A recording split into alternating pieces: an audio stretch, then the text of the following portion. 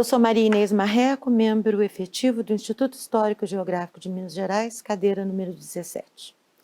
Meus cumprimentos ao presidente do Instituto Histórico e Geográfico de Minas Gerais, Dr. Luiz Carlos Abrita, que, assessorado pela vice-presidente, professora doutora Márcia Maria Duarte, e o primeiro secretário, doutor Adalberto Andrade Mateus, tem conseguido executar a árdua tarefa de cumprir a programação idealizada para as comemorações do tricentenário da criação da capitania de Minas Gerais em tempos tão dolorosos de confinamento e exclusão social.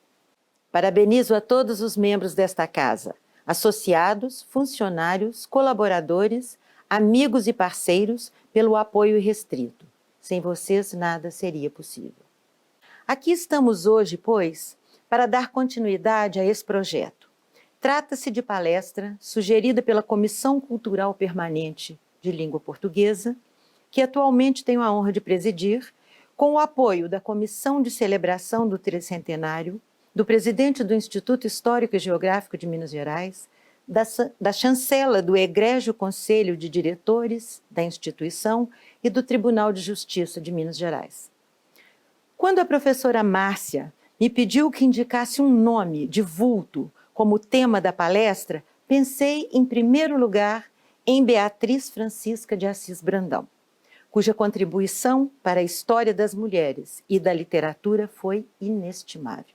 E pensando em Beatriz Brandão, não haveria pessoa mais relevante no Brasil do que a doutora Cláudia Gomes Pereira, eminente estudiosa e profunda conhecedora do assunto, portanto, perfeitamente talhada para tal tarefa. Obrigada, doutora Cláudia, por ter nos honrado com sua anuência. Na impossibilidade de falar de um currículo condizente à palestrante, resumo. Cláudia Gomes Dias Costa Pereira é pós-doutora em Letras pela Universidade de Lisboa, doutora e mestre em Literatura Brasileira pela Universidade Federal de Minas Gerais, especialista em História Social da Linguagem pela Universidade Federal de Ouro Preto, integrante das equipes pedagógicas da Secretaria de Educação e do Museu da Inconfidência na mesma cidade. Escritora, pesquisadora, professora, autora e coordenadora do Programa Municipal de Educação e Patrimônio Ouro Preto, O Meu Lugar.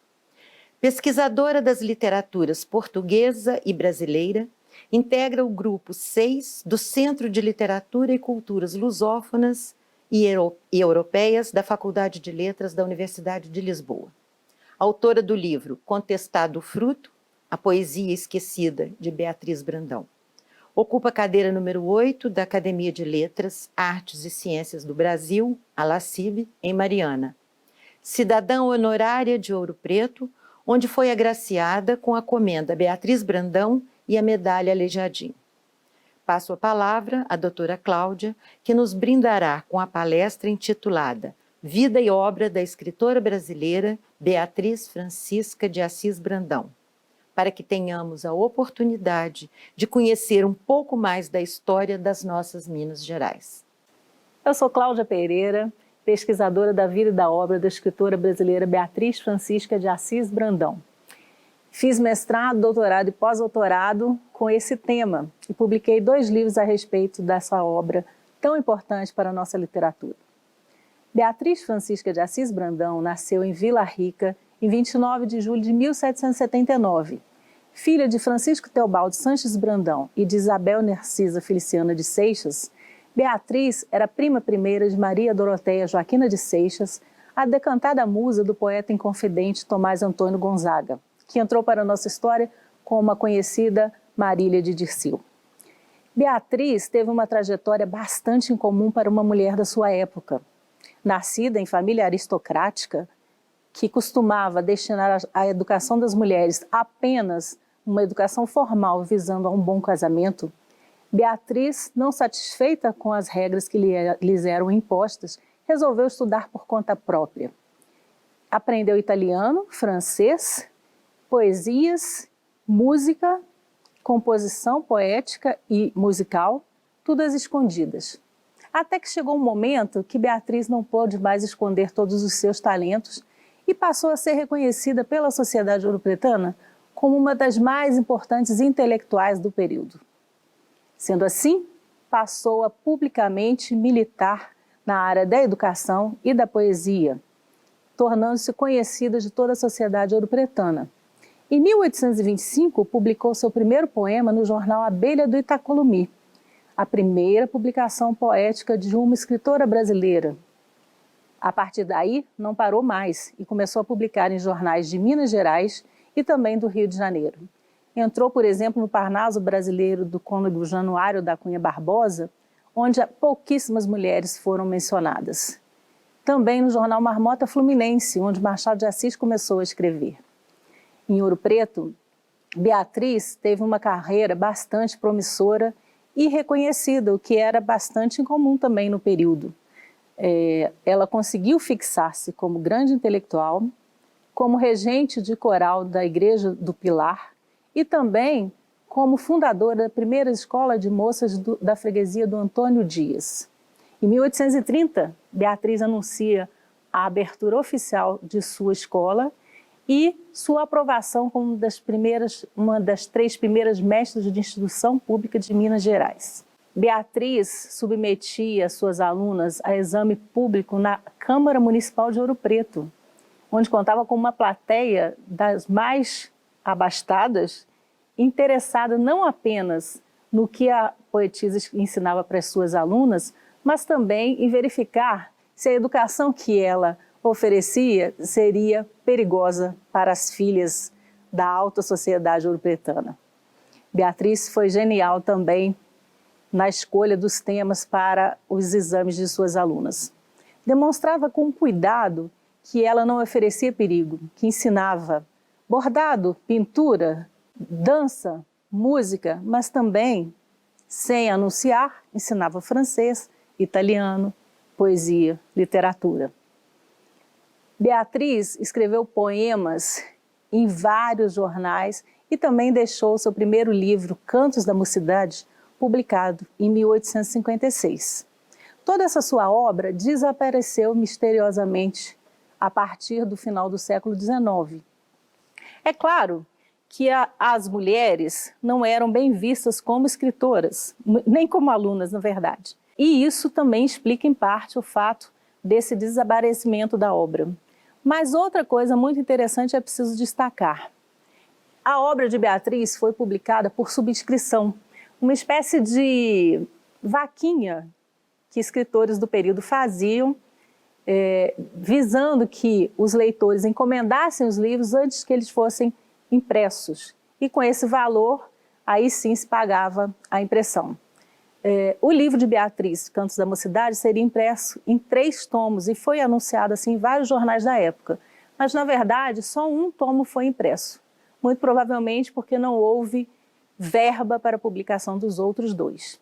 Toda essa obra estava dispersa e eu consegui, juntando pesquisas em jornal, em arquivos públicos, em documentos primários, nas fontes mais inusitadas, juntar mais de 500 poemas publicados em instrumentos literários diversos. Toda essa obra foi reunida no livro Contestado Fruto, a poesia esquecida de Beatriz Brandão, publicada pela Universidade de Lisboa.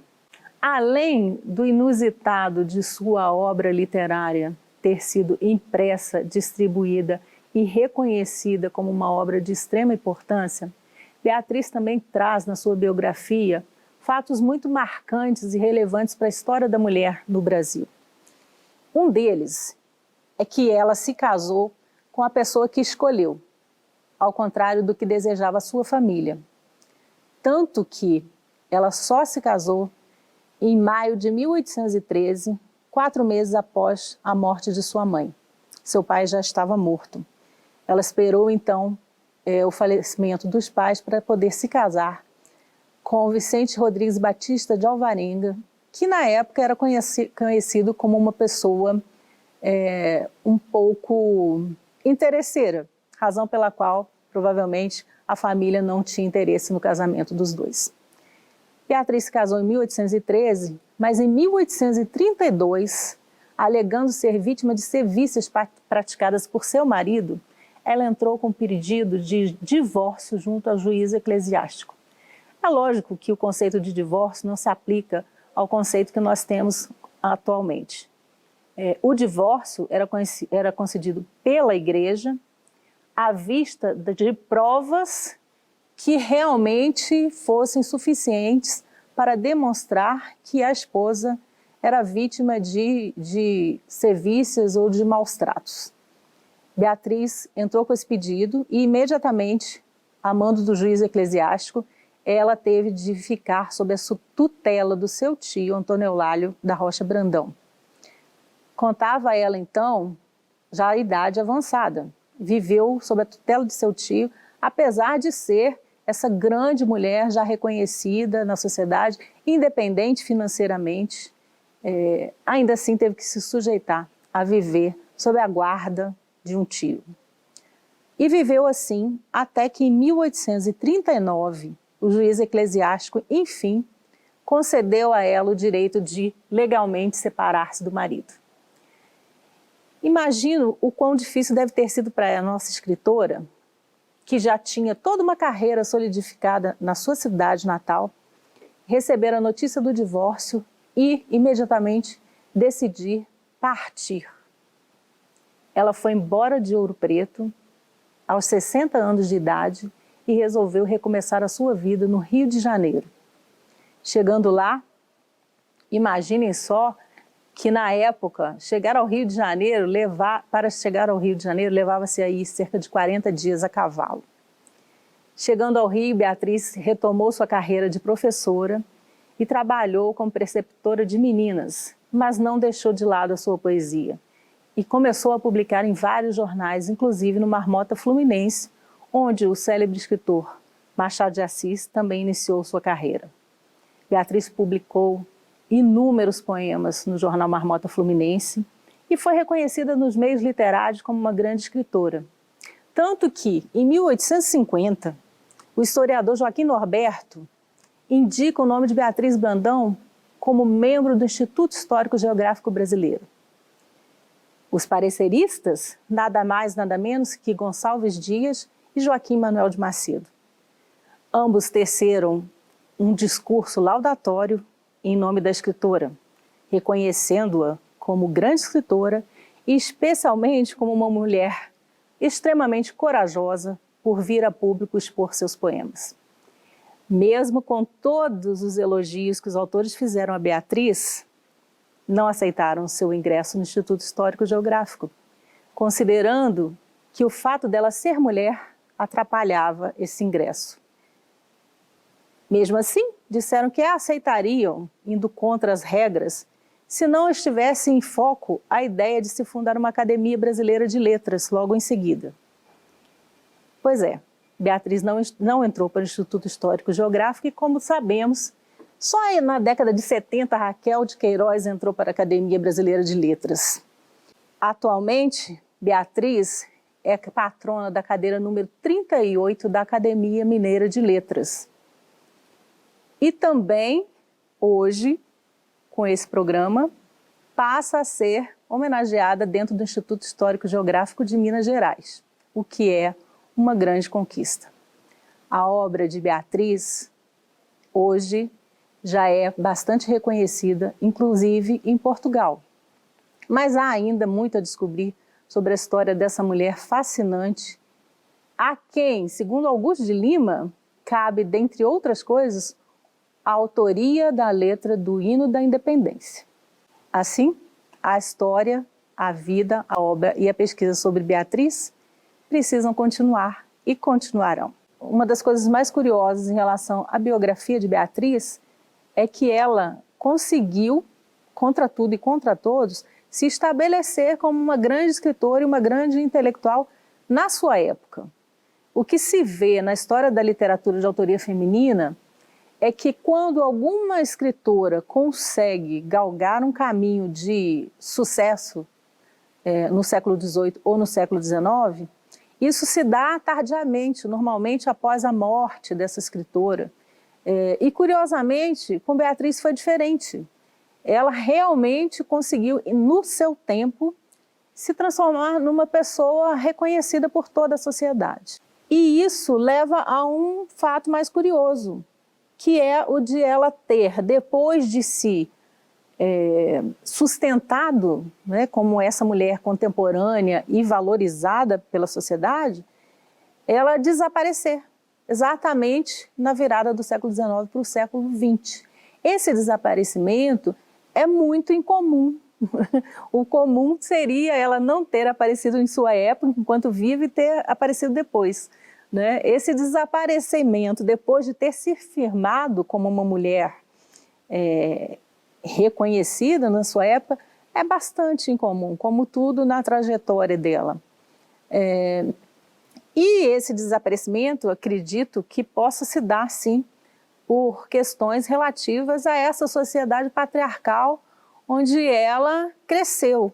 Apesar de todas as barreiras que ela enfrentou para se formar, para se tornar uma escritora, uma tradutora, uma compositora, uma professora reconhecida publicamente, por meio de concurso inclusive, pode se dever ao fato exatamente desse divórcio, né? Porque quando ela consegue consolidar toda uma carreira, vencendo todas as barreiras imagináveis para uma mulher, né? Derrubando todos os paradigmas patriarcais da época, exatamente nesse momento do ápice de toda essa trajetória dela, ela se vê obrigada a abandonar tudo e recomeçar uma vida na metrópole, numa cidade que ela não conhecia, para onde nunca tinha ido, onde não contava com parentes, com amigos.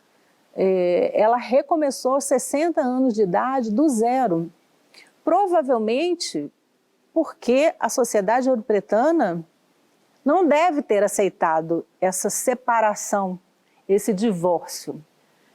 Então, imagino que esse fato tenha pesado no desaparecimento dela, de uma mulher tão ilustre, que teve tantas vitórias no decorrer de sua vida, e de repente sumir, né? É lógico que ela se mudou para uma cidade maior, onde havia outros tantos intelectuais, outros tantos e tantas escritoras, mas ainda assim o número de mulheres que, como ela, conseguiram se emancipar e ser reconhecidas, mesmo no Rio de Janeiro, era mínimo, era pequeníssimo. E não é à toa que ela exatamente foi reconhecida pelos escritores Gonçalves Dias e Joaquim Manuel de Macedo, que já eram bastante reconhecidos pela sociedade como grandes escritores. Ela chegou ao Rio de Janeiro e logo se fez também reconhecer lá como grande escritora. Mas é lógico que o peso desse divórcio acho que nunca saiu da trajetória dela e acabou colaborando para que ela caísse em ostracismo por um período. Eu acho que isso seria o natural, né? Que toda essa postura de vanguarda que ela teve ao longo da vida inteira tivesse contribuído para arranhar sua imagem moralmente, né, diante da sociedade. Mas não foi o que aconteceu. Aí é que está mais uma coisa intrigante na história dela, né? Porque até os 60 anos de idade, quando ela partiu de Vila Rica, de Ouro Preto, para o Rio de Janeiro, ela aparece nos jornais locais, inclusive, mencionada como uma das maiores intelectuais de Minas Gerais. Ela não teve essa sua trajetória manchada por todas as atitudes de vanguarda que ela teve ao longo de sua vida, né? Porque a sua competência como educadora e como escritora se fizeram mais fortes, conseguiram suplantar todas essas posturas vanguardistas que ela teve durante toda a sua vida. é exatamente após o divórcio, que é esse marco, né, que a faz sair da cidade natal para mudar para uma outra terra completamente desconhecida.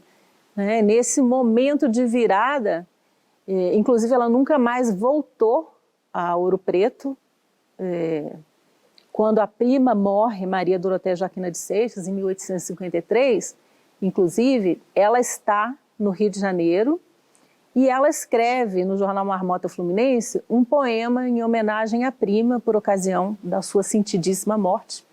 E junto com esse poema publica um texto interessantíssimo que é, pelo que eu saiba, o único documento falando de Maria Doroteia Joaquina de Seixas. Ela fala como prima e descreve fisicamente, psicologicamente, essa musa tão etérea, né, que até o texto de Beatriz não tinha um rosto bem definido, coisa que Beatriz faz muito bem ao definir os traços físicos e também psicológicos da prima. Então, nem com a morte de sua prima, a quem Beatriz era muito ligada, apesar de 10 anos de diferença aí entre as duas, nem com a morte dela ela retorna a Ouro Preto. Então, eu imagino que deva ter sido uma partida bastante dolorosa, exatamente por isso, por ela ser tão reconhecida e, de repente, se ver obrigada a sair da sua terra natal. Eu imagino que ela não tenha sido acolhida pela sociedade no momento em que noticiou, né, a concessão do divórcio pelo juiz eclesiástico. O termo serviços ele é bastante controverso, porque ele servia no período tanto para calúnias, quanto para maus tratos, quanto para traição. O marido dela a traía, isso é certo. E em alguns momentos de alguns documentos, especialmente no inventário do pai dela, em que a briga entre ela e o marido aparecem publicamente, ela fala que seu marido praticava serviços caluniando, traindo e difamando-a. E ele, ao que parece, andou difamando-a na sociedade, dizendo que ela não vivia em companhia do marido por causa de seu emprego. Então, mesmo nessa briga existente aí entre os dois e publicada no inventário do pai, fica bem claro que a relação dele com ela era de bastante interesse financeiro. Inclusive, ele começa logo que casa uma briga com a irmã dela, Ana Sanches, em busca do patrimônio, né? Ele tenta agir como cabeça do casal, termo bastante utilizado na época, né? Ele tenta arregimentar os bens de Beatriz e controlar esses bens, mas a própria Beatriz não deixa, inclusive garantindo que a parte da irmã no inventário ficasse intacta. Beatriz o enfrenta e defende sua irmã. Então ele parece que a traía, que a difamava junto à sociedade, mas tenho a impressão, por toda a trajetória dela e pela postura dos dois, que aparece mais especificamente nesse inventário, não me pareça que ele jamais tenha conseguido domá-la de alguma forma. Então eu tenho a impressão de que realmente trata-se de traição e de difamação. Eu infelizmente, jamais encontrei uma imagem de Beatriz, mas conto sempre que quero mostrar algo que remeta, né, ao rosto dela, à fisionomia dela. Conto com um desenho feito em bico de pena que eu encontrei na pasta dela na Academia Mineira de Letras. Esse desenho estava solto na pasta, juntamente com uma notícia falando um pouco sobre ela, mas essa notícia também não tinha nenhuma fonte. Os dois papéis avulsos estavam na pasta, e na época ninguém soube informar de onde tinham aparecido esses papéis, mas imagino que Paulo Brandão, que era parente distante dela e que deu o nome dela para a patrona da cadeira 38 tenha sido a pessoa a colocar esses papéis na pasta. Sendo assim, não sei de quem é esse rosto, mas eu o tenho utilizado sempre que vou falar de Beatriz Brandão. Beatriz faleceu em 1868, no Rio de Janeiro, numa casa em que vivia na Praça Tiradentes. Segundo Joaquim Norberto de Souza, o historiador que também foi grande amigo dela, na hora de morrer, Beatriz deixou um saquinho com suas poesias que ele deveria entregar à imperatriz Teresa Cristina, de quem Beatriz era amiga, para pedir que ela as publicasse. Mais tarde, Joaquim Norberto afirma que recebeu das mãos de Dom Pedro esse mesmo saquinho com o pedido de que ele fizesse uma publicação dos poemas da autora, o que ele não conseguiu fazer por falta de verbas. Onde foram parar esses poemas? Eu adoraria saber e tenho esperança de descobrir. Os poemas de Beatriz têm temas diversos. Ela escreve poemas patrióticos, escreve também muitos poemas à moda Arcade, falando da natureza, do bucolismo, e escreve poemas pré-românticos. Ela, na verdade, é precursora também nisso. Ela começa a escrever imitando um pouco a poesia neoclássica, mas logo ela passa ao pré-romantismo, prenunciando também mais essa novidade, né, da escola literária romântica que viria logo a seguir. Na sua obra, Beatriz escreve alguns poemas sarcásticos, questionando inclusive primas e amigas suas que condenam o seu próprio talento como escritora. Ela faz poemas muito interessantes em que ela satiriza essa inveja das primas que falam mal do fato dela ser escritora. E também ela faz pontuações muito importantes a respeito de Deus. Muitas vezes ela fala que viu seus textos serem devorados pelos carvões porque ela escrevia às escondidas e mais de uma vez colocaram fogo nos textos que ela produziu, provavelmente os seus familiares. E ela sempre fala que muitas pessoas diziam que era pecado escrever, que isso não era coisa para mulher, que isso não era uma coisa que fizesse parte do sagrado. E lógico, sendo Ouro Preto uma cidade, um município hoje, na verdade, muitíssimo católico, imagine no século XVIII e no século XIX, uma mulher de família católica ter um posicionamento que não fosse estritamente religioso, ainda mais escrevendo poesias. Mas nos poemas em que ela fala de Deus, ela sempre fala que ama um Deus que é amoroso, que não é propenso a paixões. Ela questiona se Deus seria capaz de punir um dom que Ele mesmo foi quem lhe deu.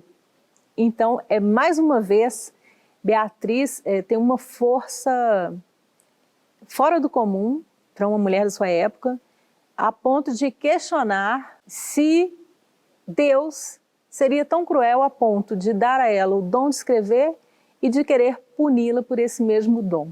Em várias de suas poesias aparecem questionamentos como esse, e que terminam sempre, claro, com ela dizendo que ama Deus e que o Deus que ela ama é um Deus de bondade infinita. Eu vou ler agora um trecho do prólogo do livro Cantos da Mocidade, de Beatriz Brandão, que foi publicado em 1856. Nesse trecho ela explica um pouco a sua atividade como escritora e pede que o público lhe seja favorável na sua leitura. Meu fiel coração vede em meus versos. Lede, concidadãos, julgai propícios os cantos juvenis de uma patrícia que, sem prévia lição, sem norte ou guia, meditou solitária e sem socorro de amiga mão que os erros lhe emendasse. E que viu, mais de uma vez consumidos por carvões devorantes, os folhetos onde de seus estudos e vigílias os frutos tão queridos conservava. Por um prejuízo vão, mas arraigado, negava-se instrução ao sexo amável, Como se, conhecendo-se o perigo, não se está mais ao alcance de evitá-lo. Perseguição sofri tão aturada, que só do gênio obstinada força vencer podia obstáculo tão fero. Corajosa lutei, e se o triunfo não consegui completo, ao menos tive a glória da firmeza nos desgostos, nas privações, nas mil contrariedades com que atalhar quiseram a carreira a que um violento impulso me impelia. Eis da minha constância vos ofereço o contestado fruto. Pouco vale, mas valor lhe dará a vossa indulgência e serão bem aceitos como oferenda de uma patrícia, de uma brasileira. Em razão desse poema, o título do meu livro sobre Beatriz, Contestado Fruto, a poesia esquecida de Beatriz Brandão.